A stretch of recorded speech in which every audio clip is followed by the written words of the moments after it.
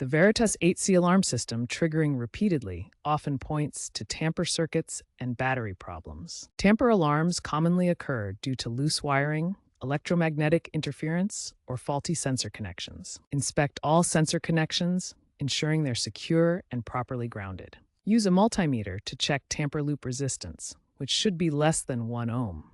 Here's how the multimeter checks resistance. The circuit diagram illustrates the tamper loop connections.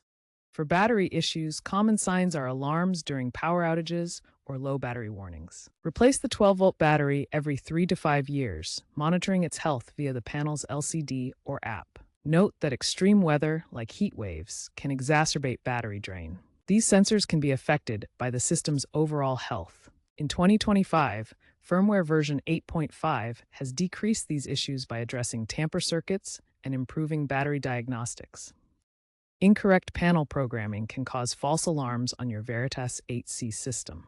Access the programming menu using the default installer code, which is often 0000 or 1234. Verify zone attributes, especially for tamper zones. Setting tamper zones to trouble only can prevent unnecessary alarms.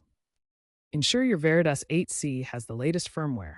Install updates using the Paradox app. A homeowner in California resolved persistent tamper alarms by updating to firmware 8.3.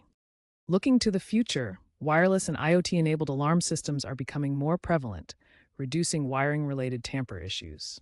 By 2030, expect cloud-based monitoring and AI diagnostics to further reduce false alarms.